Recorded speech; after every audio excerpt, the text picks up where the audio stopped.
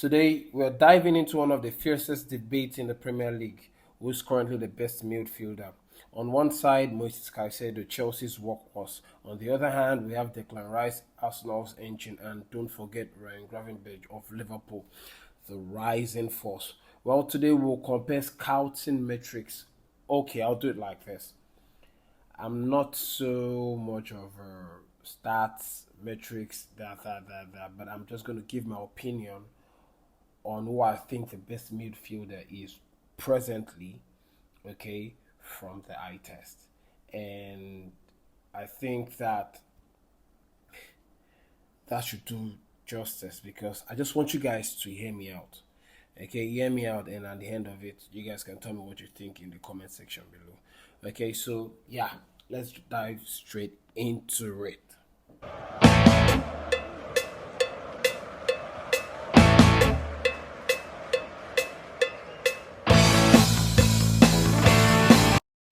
Before we start talking about these players, I want to make a quick mention and shout out to some other midfielders in the Premier League. Okay, and just want to say that not like they're not recognized. Players like Romeo Lavia, Enzo Fernandez, Sandro Tonali of Newcastle, Bruno Guimaraes, uh, Zubimendi, and so on and so forth. Okay, these guys are top class players, they're world class players. Sandro Tonali and Bruno Guimaraes. And for me, for the fact, if not that, he's playing for Newcastle. Okay, you and maybe Bruno Guimaraes is playing for a team like maybe Liverpool or Arsenal or even Chelsea. We'll probably be having this conversation that we're actually having as regards to Caicedo, Declan Rice, and Ryan Gravenberch. Okay, however, Lavia has been most times than not out of the team than being present because he's always injured and all that. On a normal day, if Romeo Lavia was half as fit, or maybe he took part in half of Chelsea's game last season, we'll probably be hearing of Romeo Lavia because we all know how good Romeo Lavia is. Okay, on a good day, if Romeo Lavia plays, you know that we're getting the blockbuster Romeo Lavia, and it's nothing like that. So yeah, with that being said, let's just drive straight into it. Okay, so we'll start with Declan Rice. Okay, and one of the reasons why Declan Rice is Declan Rice is not overhyped. Okay, at some point when before he joined Arsenal, I thought he was going to join Chelsea because we all know that Declan Rice was the best mates for with Mason Mount, and he loved Chelsea. He also was part of Chelsea's academy before he ended up leaving Chelsea and joining West Ham United and all that and all that and all that before started making names for himself. Okay, so I've always liked Declan Rice, but when if you ask me now, can Declan Rice play as a sitting midfielder? No. The answer is no.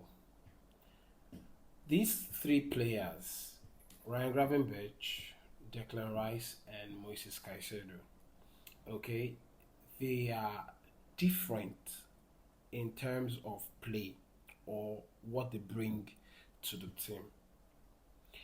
Declan Rice is good with set piece taking, is good with carrying the ball, but Declan Rice cannot sit as a lone six, or he cannot sit as uh, a defensive midfielder, and the reason is that's the reason why Arsenal went on to get Zubimendi to complement Declan Rice, because Declan Rice doesn't sit. He's more of a box to box midfielder than a lone six or defensive midfielder. is more of a box crusher like Enzo Fernandez. He drives the ball and covers distance. Okay, with the ball, his long range passing.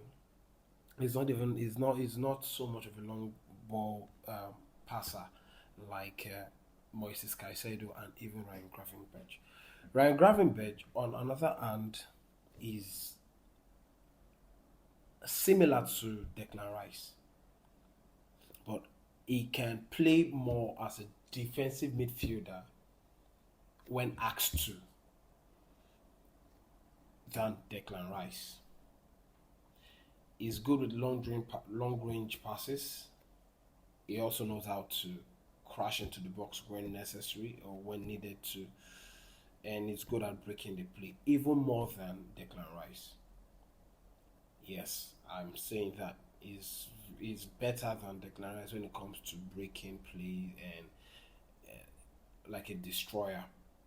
Okay, and if we look at this, I'm not this type of person who dwells on stats. I like to watch the game and get my opinion from everything that I've seen from the eye test, like I said. Okay, I'm not talking about Moises Caicedo, not because Moises Caicedo is a player. He plays for the club that I support. Okay, I'm not talking about Moises Caicedo because there are certain things I want to point out from Moises Caicedo's game that, and that's why I'm leaving that for the last.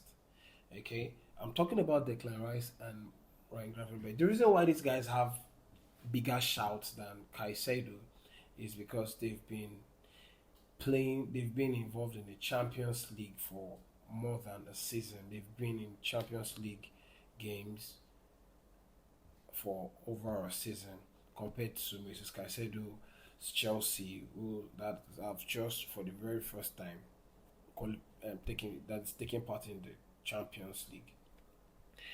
But then again, Arsenal played against PSG, and Liverpool, I think, played against PSG if I'm not mistaken. But we could see. I'm not going to say that probably PSG got the better of Liverpool or Arsenal because of the way they were set up. The truth of the matter is that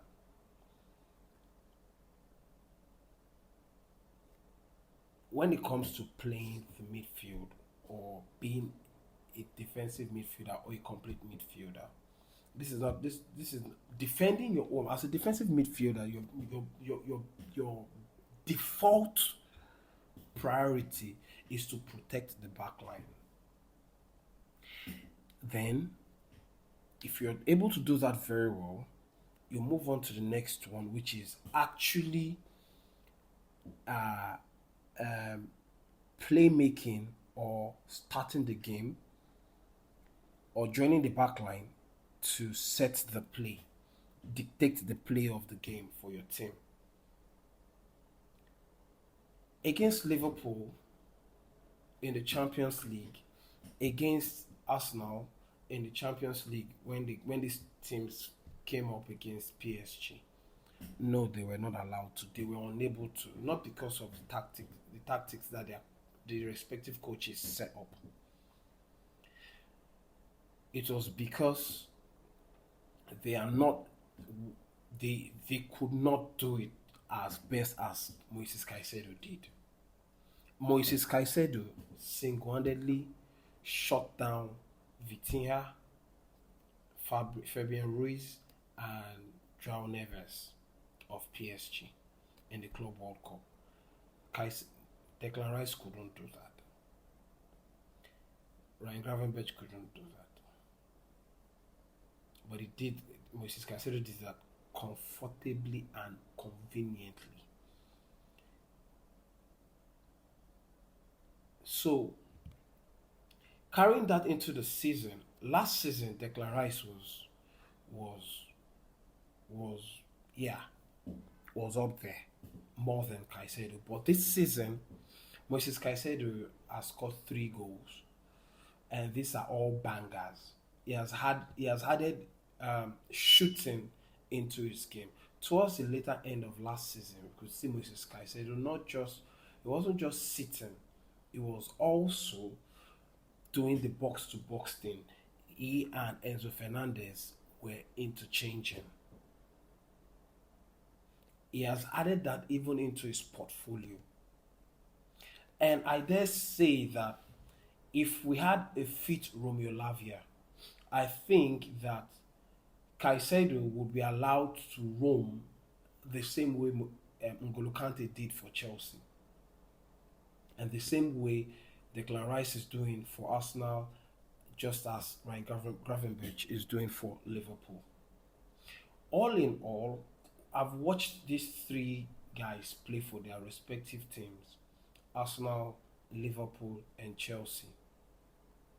But right now, there is no one who does play breaking better than Moises Caicedo. There's no one who destroys better than Moises Caicedo right now.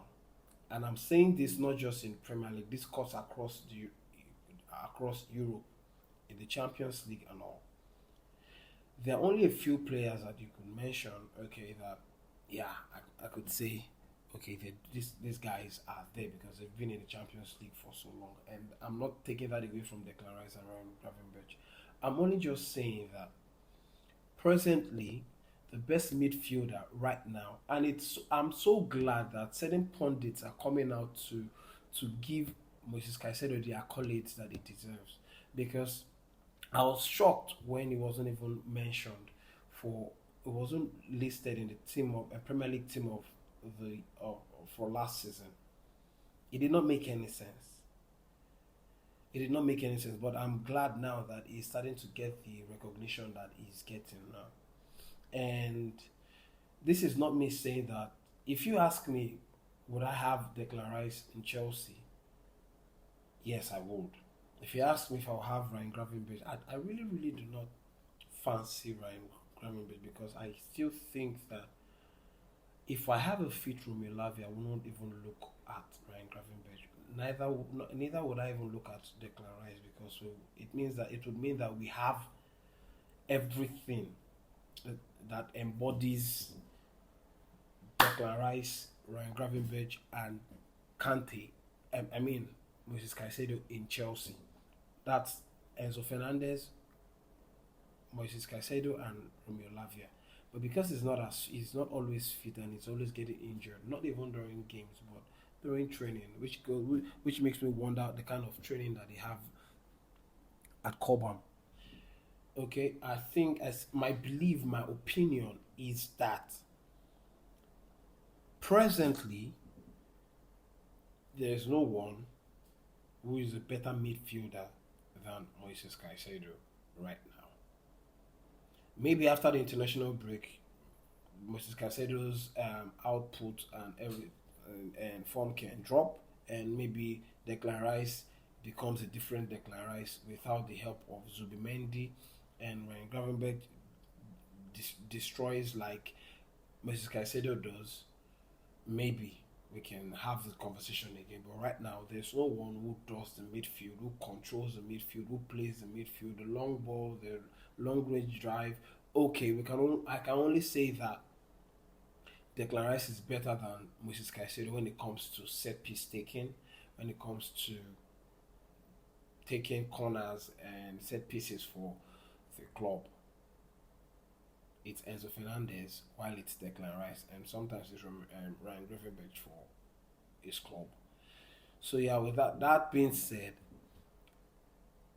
to eye test wise, it is Moises Caicedo. Let me know what you guys. I know that I want the Arsenal fans, and I want the Liverpool fans, I want the Manchester United fans, I want the Newcastle fans to drop their comments in the comment section below. I want to know what you guys think.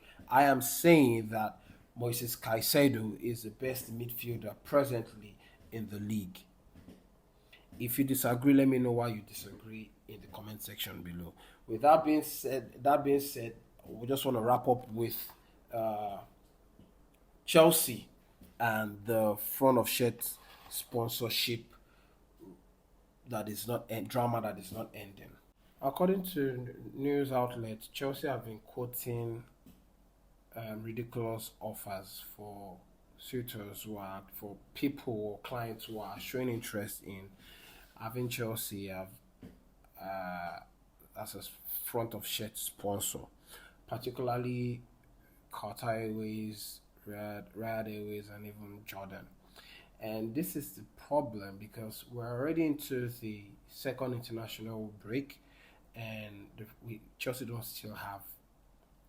still don't have a friend of shirt sponsor, and this is crazy because for a club like Chelsea that is actually struggling to make enough uh, income or revenue income stream like other teams like Manchester City, Arsenal, even Liverpool, even Newcastle. Okay, we don't have enough stadium that we don't have a stadium that can give us that has the same capacity as the aforementioned. Okay, we have a stadium that is of 40 to 45,000 capacity max, and this front of shirt sponsorship would have helped Chelsea in a way because we don't have enough, and it's gonna be difficult to compete with other teams for players when the time comes. How long will this go on for? Apparently, brands like Qatar Airways, Riyadh Airways, Jordan have been put off with the outrageous figures quoted by Chelsea. Okay, so what is the issue? I think from is the perspective of these suitors, I think that 60 million that they're being quoted for is seen as outrageous because there's a fear. Apparently, okay, this is my thinking that will Chelsea be in the Champions League next season or will be in another league, probably the Europa League or maybe even the Conference League. Hopefully not. I don't ever want to experience the Conference League ever again. But then, if they have this fear, why not just have a bargain with them? And probably, if 60 is too much, they see 60 as too much. How about you reduce the figure, the fee, the price, 55, maybe 50, and do 1 year deal? Then next season, if we're in the Champions League, then you have the right to what? Up your offer. That way, you have given you're showing to suitors that your your involvement in the Champions League is not a one-time thing. It's something that you people are going to be there for as long as possible because no one wants to have uh, pay this amount of money or be valued at this. You don't want to be quoted this kind of amount and then you're giving something substandard. This is not me taking a piece at the Europa League or Conference Cup, Conference League, whatever. It's just that the Champions League is a creme de la creme, and if you're going to be there here all then you have to prove it. How about you just do it like this? One season first, we strike a deal for 1 season, or better still, because it doesn't make any sense that the shirt is just there and we're not making enough.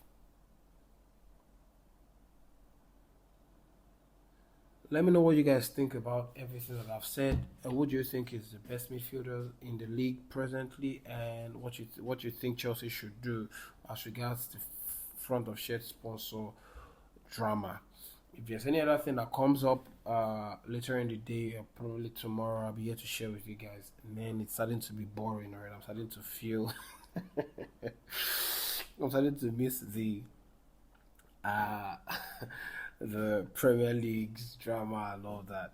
Anyway, if there's any other thing that comes up, I'll be here to share with you guys. Don't forget to like and comment and subscribe and turn on your notification bell if anything comes up so that when it does, you are notified and you don't miss out on anything that is posted here on this channel. Until then, it's Chelsea first, rivals next. Peace.